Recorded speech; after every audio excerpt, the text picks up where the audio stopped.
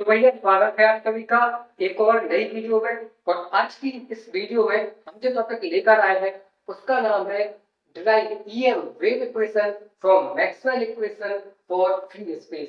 और इसी क्वेश्चन को कई बार एग्जाम में पूछा जा चुका है, यानी कि ये क्वेश्चन काफी ज्यादा इंपॉर्टेंट है। और इसी क्वेश्चन को कई बार इस तरीके से पूछा जाता है कि derive EM wave equation for free space in terms of E and H. इस क्वेश्चन को हम स्टेप बाय स्टेप पूरा सॉल्व करेंगे। बस आपको वीडियो के अंत तक बने रहना है और एग्जाम में आपको किस तरीके से लिख के आना है वो भी हम यहाँ पे स्टेप बाय स्टेप जिस तरीके से लिखा है उसी को दिखाएंगे और आपको ठीक वैसा ही लिख के आना है। तो चलिए शुरू करते हैं। तो शुरू करने से पहले सबसे पहला हमारा स्टेप तो ये है कि ये वेव क्या होती है थोड़ा सा यही जानेंगे, क्योंकि ये तो जानना सबसे पहले इंपॉर्टेंट है, क्योंकि ड्राइव भी तो उसी को करने का है। तो इलेक्ट्रिक फील्ड और मैग्नेटिक फील्ड जब साथ में चलती है ऐसे ऐसे जब साथ में चलती है तो उसकी वजह से जो एक वेव बनती है उसी को हम बोलते हैं इलेक्ट्रोमैग्नेटिक वेव। और ये जो वेव होती है इसमें जो इलेक्ट्रिक फील्ड के ऑसिलेशंस हैं और मैग्नेटिक फील्ड के ऑसिलेशंस हैं वो भैया दोनों ही 90 डिग्री के एंगल पर होते हैं। यानी कि ये कुछ इस तरीके से इलेक्ट्रिक फील्ड ऐसे ऊपर है तो मैग्नेटिक फील्ड इस साइड, यानी दोनों परपेंडिकुलर 90 डिग्री के एंगल पर। और फिर जो वेव प्रोपेगेट करेगी वो कुछ इस तरीके से करेगी, ऐसे ऐसे ऐसे रख सकते हैं। आगे भी चल सकती है पीछे भी चल सकती है। तो इस तरीके की जो वेव है उसको हम ईएम वेव कहते हैं। अब हमें मैक्सवेल के इक्वेशन से ईएम वेव के समीकरण को इक्वेशन को ड्राइव करना है। तो ठीक है, तो हम सबसे पहले जो चीज लिखेंगे वो क्या है, वो है कि to drive in EM wave equation from Maxwell equation we will follow these steps। तो इसके बाद में जो हमारे पास में मैक्सवेल की इक्वेशन है हम उनको लिखेंगे। तो मैक्सवेल की जो पहली इक्वेशन है वो हम लिखने वाले हैं del dot E equals to rho by epsilon naught. अगर आपने डाइवर्जेंस और कर्ल के बारे में नहीं पढ़ा है तो आपको थोड़ा सा पहले डाइवर्जेंस और कर्ल के बारे में पता होना चाहिए। यहाँ पे ये जो साइन है हम इसको डेल ऑपरेटर बोलते हैं और डेल डॉट ई का मतलब है कि डाइवर्जेंस ऑफ इलेक्ट्रिक फील्ड। तो एक्चुअली में देखो डाइवर्जेंस क्या होता है। डाइवर्जेंस एक्चुअली में किसी वेक्टर फील्ड के स्प्रेड आउट सिंक बिहेवियर या फिर वेक्टर फील्ड जो कि किस तरीके से कहीं पर कॉन्ट्रास्ट हो रही है फैल रही है इसके बारे में हमें डाइवर्जेंस बताता है। डाइवर्जेंस के केस में दो तीन बातें होती हैं कि अगर किसी वेक्टर फील्ड का डाइवर्जेंस कितना है, जीरो है। सपोज कोई वेक्टर फील्ड ए है जिसका हमें डाइवर्जेंस मिला जीरो, इसका मतलब ये है कि ये जो वेक्टर फील्ड ए है वो किसी पॉइंट पर रुकी है। इसको एक्चुअली में फ्लूइड मैकेनिक्स है उसके एग्जांपल की मदद से समझते हैं डाइवर्जेंस जीरो का मतलब। हमारे पास में एक बॉक्स है, इस बॉक्स के अंदर से फ्लूइड कुछ इस तरीके से पास कर रहा है और तो यहाँ पे जो फील्ड होगी वो क्या होगी, वो एक वेक्टर फील्ड है क्योंकि फ्लूइड में क्या है, डायरेक्शन है, मैग्नीट्यूड भी है। तो इस बॉक्स के थ्रू ये जो फ्लूइड बह रहा है वो एक वेक्टर फील्ड है और अगर यहाँ पे हमें डाइवर्जेंस की वैल्यू किसी वेक्टर ए के लिए जीरो मिलती है तो इसका मतलब है कि इस बॉक्स के अंदर जितनी जितनी इलेक्ट्रिक फील्ड लाइंस एंटर हो रही हैं ठीक उतनी ही बाहर निकल रही हैं। फ्लूइड के केस में जितना फ्लूइड बाहर आ रहा था मतलब जितना अंदर आ रहा था उतना ही बाहर जा रहा है, लेकिन हम बात क्या कर रहे हैं इलेक्ट्रिक फील्ड की। तो अगर इस तरीके से इलेक्ट्रिक फील्ड को देखें तो इलेक्ट्रिक फील्ड लाइंस जितनी अंदर आई उतनी बाहर गई, तो इसका मतलब होता है कि इलेक्ट्रिक जो डाइवर्जेंस इलेक्ट्रिक फील्ड का वो जीरो है। और अगर जीरो नहीं है, अगर डाइवर्जेंस किसी वेक्टर फील्ड का पॉजिटिव है, ये दूसरा केस होता है। तो इसका मतलब है कि उस जगह पर सोर्स है और वहां से इलेक्ट्रिक फील्ड लाइंस क्रिएट हो रही है। सपोज जैसे पॉजिटिव चार्ज होता है तो पॉजिटिव चार्ज से क्या होता है, इलेक्ट्रिक फील्ड लाइंस बाहर की तरफ जाती है, यानी कि एक सोर्स की तरह काम करता है। तो चारों इक्वेशन को लिखने के बाद में अब जो हमें सबसे बड़ी चीज है ध्यान देने वाली वो ये है कि हमारे क्वेश्चन में बोला गया है कि हमें जो ईएम वेव डिराइव करनी है वो फ्री स्पेस के लिए करनी है। फ्री स्पेस क्या होती है? ऐसी जगह जहां पर कोई चार्ज ना हो। तो अभी जो हमने चारों इक्वेशंस लिखी हैं वो थोड़ी सी मॉडिफाइड होने वाली है। तो वो किस तरीके से मॉडिफाइड होगी, फटाफट मैं उन चारों इक्वेशंस को यहाँ पे लिख देता हूँ और एग्जाम में आपको इसके बाद में स्टेप नंबर 1 डालना है। आपको स्टेप बाय स्टेप चलना है तो स्टेप आप लिख सकते हैं।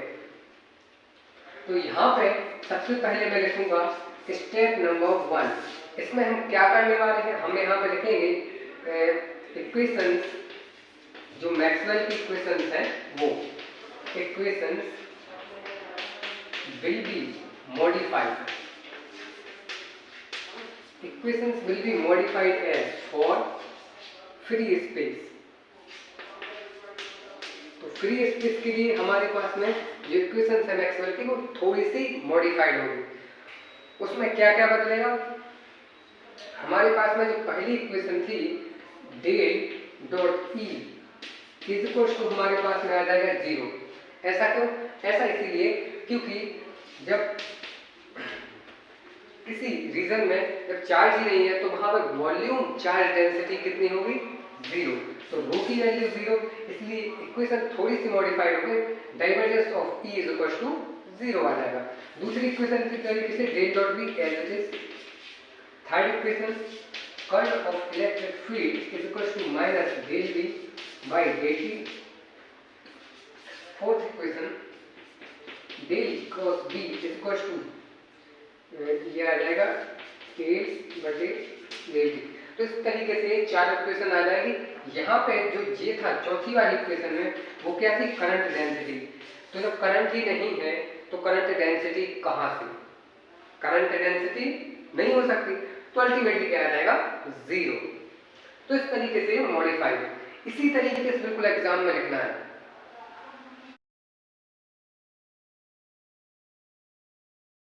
तो यहाँ पे अभी जो नीचे वेक्टर आइडेंटिटी लिखी हुई थी उसी का यूज करेंगे और उसका हम यूज करके इसकी जगह पे क्या लिखेंगे?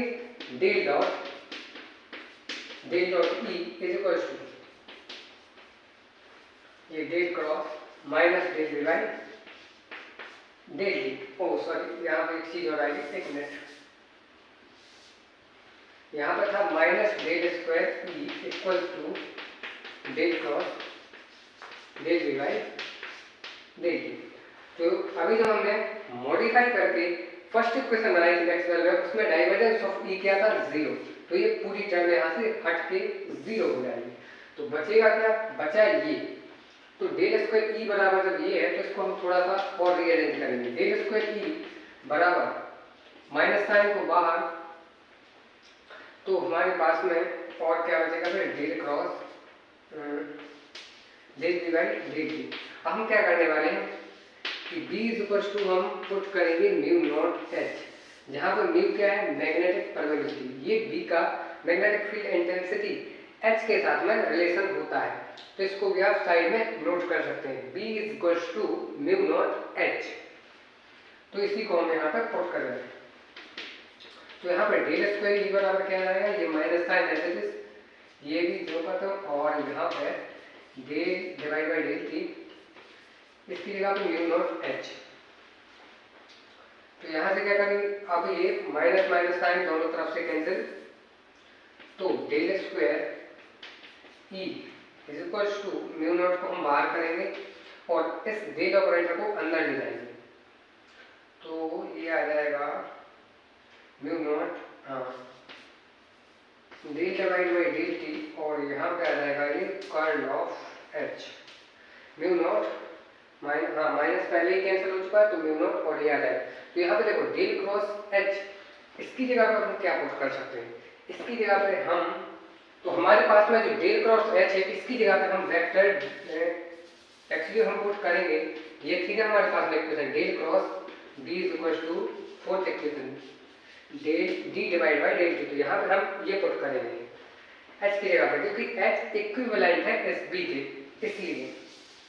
तो जैसे ही हम यहाँ पे वेक्टर d को पुट कर देंगे, इस तरीके से del V divide by vector D इस तरीके से। तो यहाँ पे अंदर क्या हो जाएगा, ये डेल स्क्वायर बना देगा। तो हमारे पास में जो फाइनल इक्वेशन आने वाली है वो कुछ इस तरीके से आएगी, del square E equals to mu naught, और इस वेक्टर डी को एक चीज से और हम रिप्लेस कर सकते हैं। वो क्या है, वो है वेक्टर डी इक्वल्स टू होता है एप्सिलॉन नॉट इनटू ई। इससे हम रिप्लेस करेंगे, क्यों, ये डिस्प्लेसमेंट वेक्टर का इलेक्ट्रिक फील्ड ई के साथ में रिलेशन है। तो इसको भी आप चाहो तो नोट कर सकते हो। तो उससे जैसे ही हम इसको रिप्लेस करेंगे तो यहाँ पे वेक्टर की जगह पे ये आएगा म्यू नॉट, तो हम पहले म्यू नॉट को बाहर करेंगे और अंदर रह जाएगा केवल ई, और ये इसके साथ में मल्टीप्लाई हुआ डेल, तो ये बन जाएगा del square divide by del T square into E. तो ये इक्वेशन आ चुकी है, ये आ चुकी है EM wave equation in terms of electric field E. इसी तरीके से अब सबसे पहले तो इसके बाद में आपको नीचे रिजल्ट लिखना है। जो आपने सेकंड स्टेप बनाया था, सेकंड स्टेप के बाद ये हमने इक्वेशन निकाल ली, अब आपको लिखना है रिजल्ट।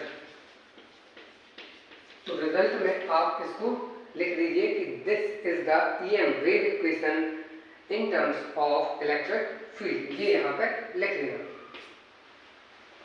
तो इसके बाद में अब जो हमें इक्वेशन फाइंड करनी है ईएम वेव की, वो हमें करनी है मैग्नेटिक फील्ड इंटेंसिटी, यानी हमें एच की टर्म में इक्वेशन को फाइंड करना है।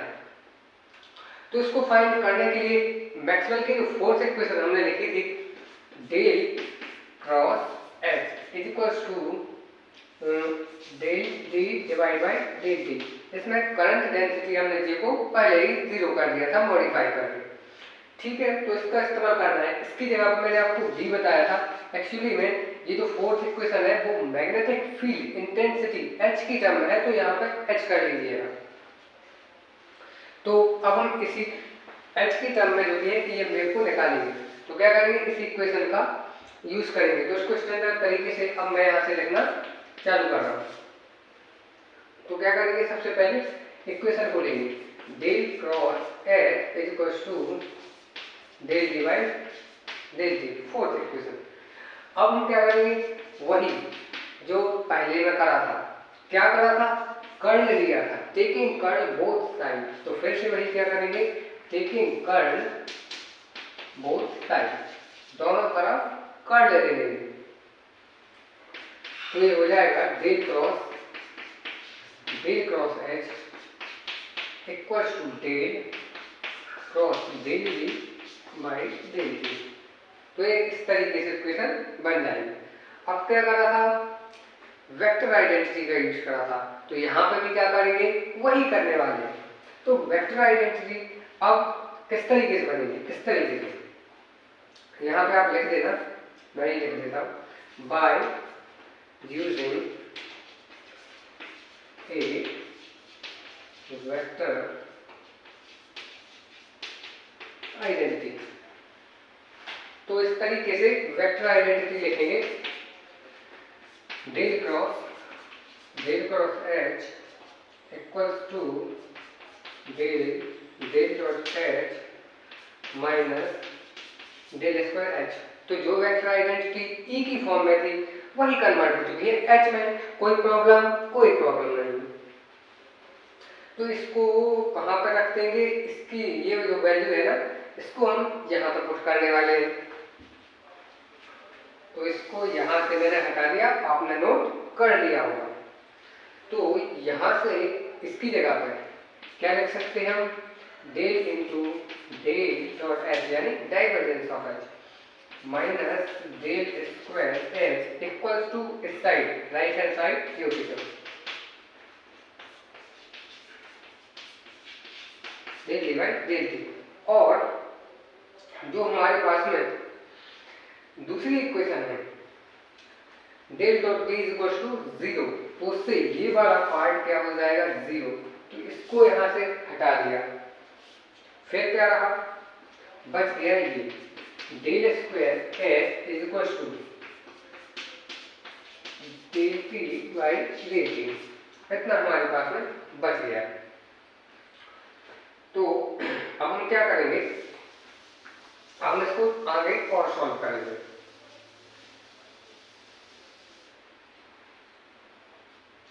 तो अब इस ये जो डिस्प्लेसमेंट वेक्टर d है, इसकी जगह पर हम पुट करने वाले हैं that is d is equal to epsilon naught e। ये हमने आपको बताया था, तो इसकी जगह पे ये पुट करेंगे। ये मैं पहले ही बता चुका हूँ, आपने नोट भी कर लिया होगा। तो यहाँ पे पुट करेंगे हम, यहाँ से आ जाएगा minus del square h equals to del cross del t by del t epsilon naught into e। तो यहाँ से del square h is equals to इस एप्सिलॉन नॉट को बाहर, कर्ल को अंदर, तो del divide by del t और कर्ल ऑफ t। तो ये कौन सी इक्वेशन पे पहुंच चुके हैं, ये हम पहुंच चुके हैं जो मैक्सवेल की मैंने थर्ड इक्वेशन बताई थी उसका आ चुके हैं। तो थर्ड इक्वेशन की वैल्यू को यहाँ पर रखेंगे, कर्ल ऑफ e। तो यहाँ से del square h equals to epsilon naught del of del t और कर्ल ऑफ e की जगह पर रखेंगे हम वेक्टर माइनस वेक्टर v। तो इस तरीके से थर्ड इक्वेशन थी, तो हमने उसकी वैल्यू को यहाँ पर पुट कर दिया। अब देखिए इस माइनस साइन को हम बाहर निकालेंगे इस साइड से, तो ये del square is equal to ये माइनस साइन बाहर, तो एप्सिलॉन नॉट, और ये अंदर चला जाएगा। तो अंदर जाएगा तो क्या बता, ये बना लेगा del square divide by del T square B. और इस बी की जगह पर हम एक और चीज पुट कर सकते हैं, जो कि बी का मैग्नेटिक फील्ड इंटेंसिटी एच के साथ में रिलेशन होता है। क्या? Mu naught H. क्या होता है? म्यू नॉट एच, जो कि मैंने आपको पहले ही बताया, जहां पे म्यू नॉट क्या है? परमेबिलिटी।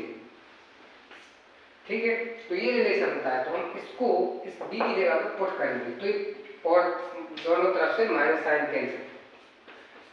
तो del square H is equal to epsilon naught बाहर, बी की जगह पर म्यू नॉट रखने वाले, तो म्यू नॉट को पहले से ही बाहर, और क्या है? Del square divide by del T square, और यहाँ पे आ जाएगा एच। तो ये जो आपकी इक्वेशन आई है, यही है EM वेव की equation in terms of H, that is del square is equal to, ऊपर लिख देता हूँ, mu naught epsilon naught into del square divide by del T square H. इसको मैं बॉक्स कर देता हूँ।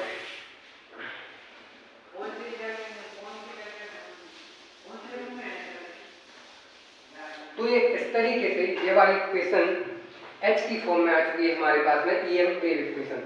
इसको रिजल्ट में आप लिख सकते हैं। तो इसी के साथ में ये पूरा का पूरा डेरिवेशन जो कि समाप्त हो चुका है। मैंने आपको जिस तरीके से बताया, आप एग्जाम में ठीक वैसे ही लिखिएगा to get a full marks. और अगर आपको इसका PDF चाहिए तो वो भी मैं डिस्क्रिप्शन में दे दूंगा। और इसी तरीके के फिजिक्स रिलेटेड वीडियोस को देखने के लिए आप इस चैनल को सब्सक्राइब कर सकते हैं।